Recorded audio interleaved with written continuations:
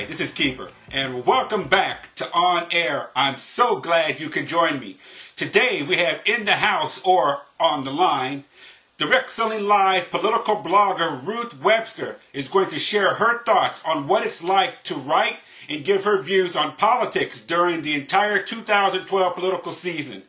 Direct Selling Live's political blogger Ruth Webster is a distributor with Soul Purpose Lifestyle Company, and she comes with a whole bag of tricks, a whole bag of knowledge, as she wants to share what she expects, what she's going to be talking about, and why those of us in direct selling, particularly those distributors, should be getting involved in the political conversation and beyond.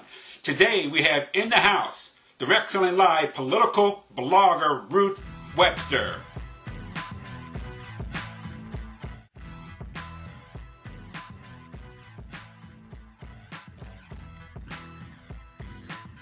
When my mother used to sell Princess House. Joined them way that night. Norma siempre vendía cosas de Avon.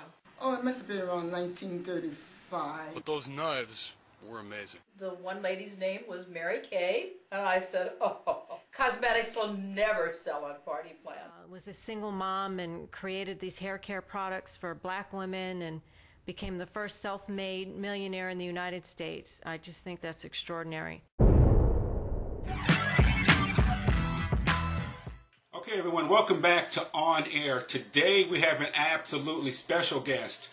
As a number of you know, Direct Selling Live in December of 2011, just about a month or so ago, we really launched our Direct Selling Live Politics, and it's a big upgrade from what we did in 2008. This year, we have a number of political bloggers, if you could believe that, from the direct selling community. We have a Tea Party blogger, we have a Libertarian blogger, we have a liberal progressive, and today on the line we have our independent blogger, a distributor with the great company, Soul Purpose Lifestyle Company, Ruth Webster. Ruth, how are you today? I'm good, thanks. How are you? I am absolutely fantastic. It is an honor to have you on the line. You and I, we've spoken a couple of times, I guess, what was it, the middle of last year? Uh-huh.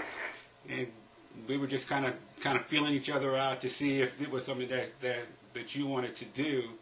And I was really happy that you decided to come on and run with us for these next 11 months as an independent blogger. Right. I think it's a great idea because many times I'm watching programs and I think to myself, boy, I wish I had a platform to write about this. And it seemed like the perfect idea when I found out about this and when we talked and everything. So I'm looking forward to it. Well, I think it's one of those things, and as I've mentioned to everyone else, I don't really know where this is going to go. But a number of people, a number of company owners, and I've even had the opportunity to speak with association owners, rather association presidents. They think it's a great idea too, because they think distributors and direct selling should begin to create their political voice, and they're really happy that you, along with a few of the others, have decided to jump in on this and create a voice for the direct selling distributor. Good. So, as the independent blogger, what is it that you see from an independent standpoint?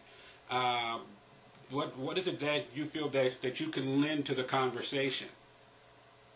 In terms of the... Well, in terms of, as an independent, you are the blogger for the independent point of view on the Direct Selling Live political bloggers. So as you start to continue blogging, not necessarily can start, but as you continue blogging, what is going to be the things that you really want people to understand, really want people to take away when they read your blog post? Well, I would like to have people see the other side of the coin. If you just follow one network, you're going to only see the views of certain people. Or if you don't read newspapers, various newspapers and magazines, you see the views of different people. And then if you talk to people, friends of yours, on the opposite side, I have Republican friends. I have friends who are staunch Democrats. I have friends who are independents. And everybody has an opinion. And you get to compare those opinions. And what I want to do when I write is to zero in on a specific topic, maybe something that was big in the news this week. For example, Romney and his taxes. That's something that everybody is paying attention to. Everybody is watching because we all pay taxes. And so I would love to give my side of it. You know, why do I think that he should release his taxes? You know, it is his private opinion that he doesn't want to, but it has been the practice in this country, as far as I could remember, that when somebody runs for president, they are really, really scrutinized very, very deeply. So he cannot expect to just skirt from that and believe that people are just going to shrug their shoulders and keep going. So what I want to do is discuss. If I was writing on a subject like that, I would want to discuss why it's important that he discloses his taxes. Well, from a tax standpoint, and let's just stick with Romney right now, and even let's just broaden the discussion here. As the Republicans are doing their thing, trying to determine who's going to be their nominee to run against President Obama, when it comes to taxes, and how does what you talk about or what you're going to write about, how can you make that something that the average distributor in direct selling can actually say, wow, what she's saying really makes sense to me? Because after all, as a political blogger for Direct Selling Live and the direct selling community, it is in part, and certainly in large part, your goal to get distributors to think about what you're writing about impacts him just as well. So if we're looking at Romney's taxes, how do you transition that so that a distributor thinks about it in terms of their own life? Well, for one thing, I think of it from the point of view that he is mega wealthy, and that's fine. I have no problem with that. But I want to know, is some of that money hidden somewhere in Swiss bank accounts, you know, out of the country, which is not legal. So, you know, we would want to know, is he an honest person? And so if we're looking at him as our leader, potential leader, is he an honest person? It causes us to think about our taxes also. And when we report our taxes, we want to make sure that we're reporting all the income that we're supposed to report. I am big on we should pay our taxes. You know, I really think that without us paying our taxes to the U.S. government, we don't get the services that we have grown accustomed to in this country. Every time we drive over a bridge or we drive on the roads and, you know, whatever, there's so many things that either the state or the federal government needs this money to take care of. So many services that we get every day that we take, excuse me, for granted. And so everybody needs to chip in. So I've worked in the trust business in my banking industry life. I've worked in the leverage buyouts business in my banking life on the operations side. And I know that what they do is they do everything in their power to pay as little taxes as they can. So for us, we're trying to save as well. But as long as we don't violate the laws, that's important. Well, we're getting ready to take a break here. When we come back, I want to continue this line of conversation because I think what you're talking about, the fact that he is mega wealthy, I think the contrast between him and the average distributor who's just looking to make an extra couple $100 each month just so they can get on their feet and improve their life, I think there's a tie-in right there. When we come back, we'll be continuing our conversation with political blogger here on Direct Selling Live, the independent political blogger, Ruth Webster, distributor for Soul Purpose Lifestyle Company. We'll be right back.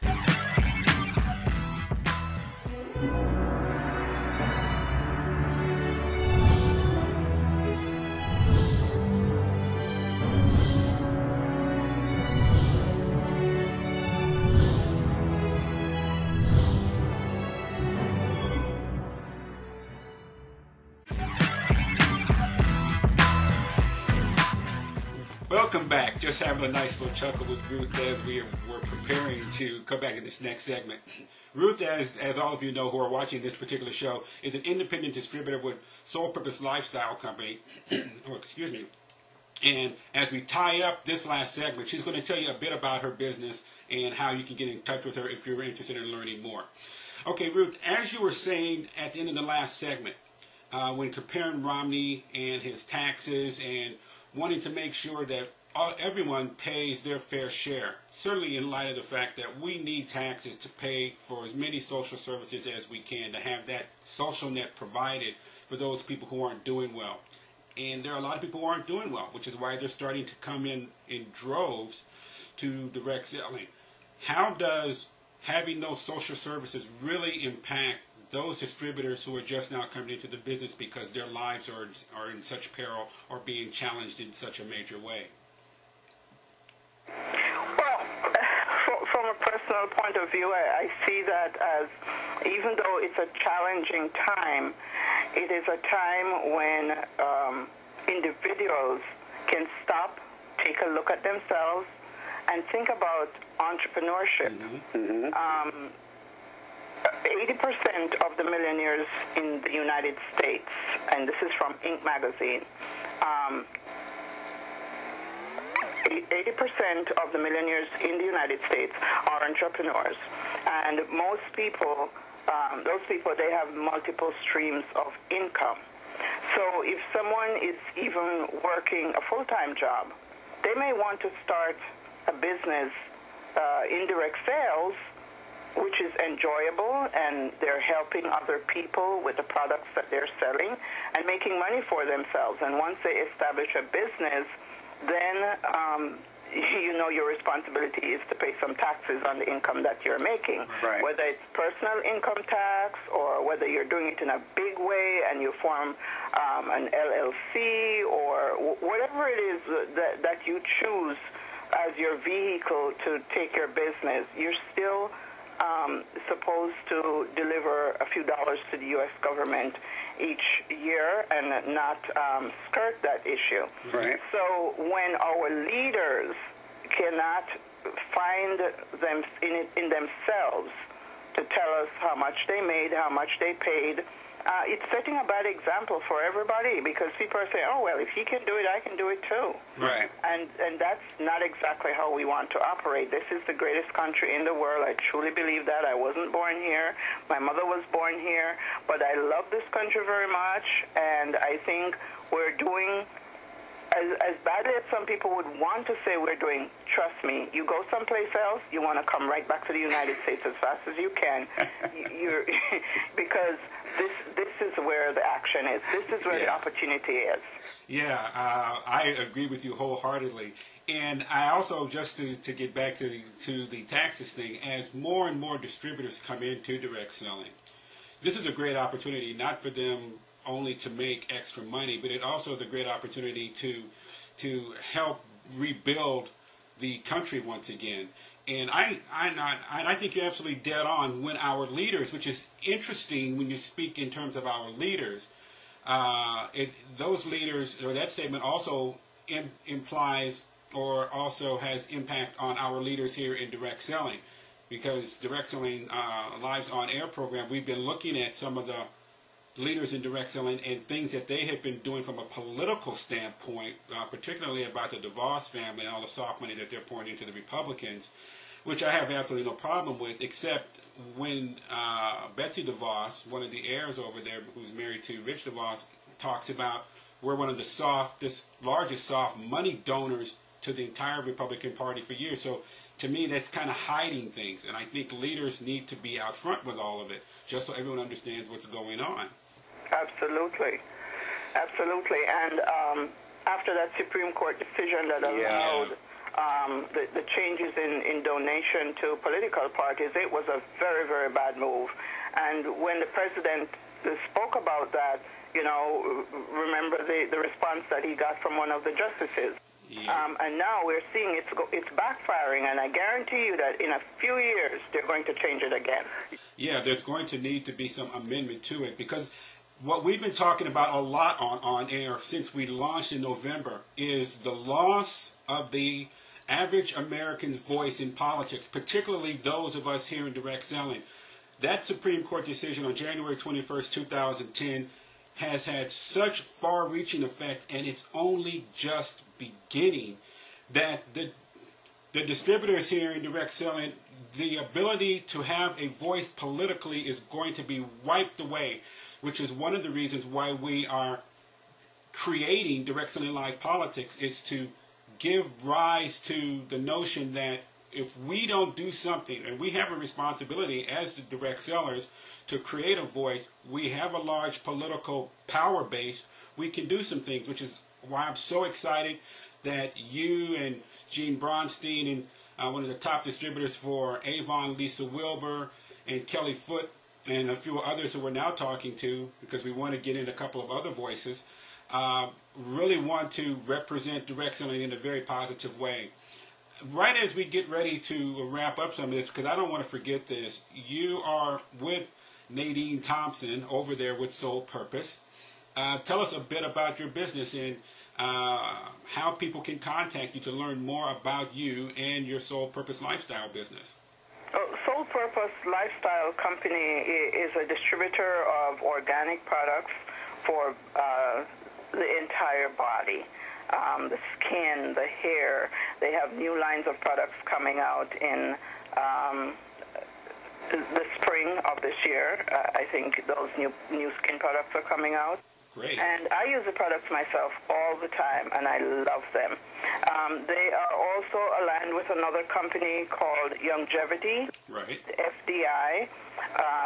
They offer free pharmacy cards to whoever would like to have them. We have them. We give them away all the time, where people can get discounts at the pharmacies if they don't have medical insurance. Do they have to be a Soul Purpose Lifestyle Company distributor in order to get the oh, they don't? No, not at all. As a matter of fact, I plan on doing a mailing. I'm going to offer it on my website if somebody wants to get it. I'll just mail it to them, and I'll probably send out about 100 a month or so. Now, you talk about something from a political standpoint that can do some good for people. That is an absolutely great idea. I love it. Yep. And my website is called spafascinated.com. It's spafascinated.com. Okay, well, we have it up on the screen right now so people can actually see it. Great.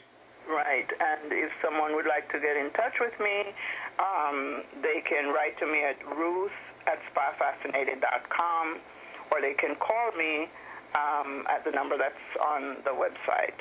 Very, very good, and the number just came up. Right as we get ready to really finish up our conversation, let me ask you something, if you don't mind. We're going to be doing this for about 11 months, this whole blogging thing, and we're going to come back to you and have you on air once again, and 2 or 3 more times during the year, if not more, as things heat up.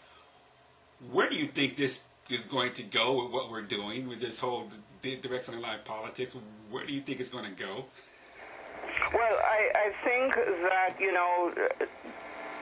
direct sellers around the country, I forgot how many people I heard were in the number in terms of how many people do this business. I know they say around the world, Avon alone has 15 million direct sellers or something to that effect. So I know in the United States we have quite a number. So it's a powerful voice. It's like you'd say the teachers union. They're strong, right? And they speak. We listen. Well, it's the same thing. Direct sellers can build up where we are. When someone from the industry makes an expression, someone might read about it in the newspaper, or you'll get more attention. And I think that between now and the election and the following election, you may even find other venues to branch out on, not just in politics, but you may talk about other things, or you may follow up on new laws that are coming on the books. There's SOPA, that's a big thing. I remember last time time, John McCain wanted to introduce some law that would restrict direct sellers quite a bit, something to do with the vitamins and so on. Right. So, you know, there's a lot out there for you to do, and as you keep doing it, your voice is going to get bigger. Well, you know what? The whole goal here is to make all of our voices bigger. And you're absolutely correct. As sole purpose of the lifestyle company, Direct Selling Live is actually about the life and the lifestyle of the global direct seller, which means we want to talk about a number of things. And you're absolutely correct. Go well beyond politics, get into social issues, environmental issues, education. That is really the goal, the large goal of Direct Selling Live anyway. So you're absolutely correct. Ruth, we are absolutely happy to have you. We have begun to run out of time here. Thank you so much for coming on, and we are looking forward to having you back on and, of course, continuing to follow you and your writings. You're very welcome, and thank you for having me. Thank you. You take care now. Bye-bye. Okay, bye. That's our show for today. We want to send a special thanks out to political blogger Ruth Webster, the distributor for Soul Purpose Lifestyle Company. I agree with her in a very big way. As those of you who know anything about me and continue to watch this show, that we here in Direct Selling Live, particularly those distributors of you, really need to begin to raise your voice and let politicians know here in the United States that we do have a voice, that we are a very large segment of the political bloc, one that they should be paying a lot more attention to. As you look around what everyone is saying, from the economy to just about anything, be it President Obama, be it Romney, Gingrich, Santorum, or Mr. Paul, what they are talking about is jobs, jobs, jobs, and economy, economy, economy. Well, how can they talk about this and not make any connection, not connect the dots with the home-based business community, one of the largest business communities in the world? In fact, the direct selling community by itself would represent about the 74th largest economy in the world, if in fact they did pay attention to us. So as Ruth said, this is well beyond just politics. It's about social issues, it's about environmental issues, it's about education issues, it's about every issue you can think of, which is definitely what the Direct Selling Live politics is all about, as it is the stepping stone for much greater and much larger conversation in the public policy debate here in the United States and beyond. Thank you very much for coming by On Air today. We'll see you next time.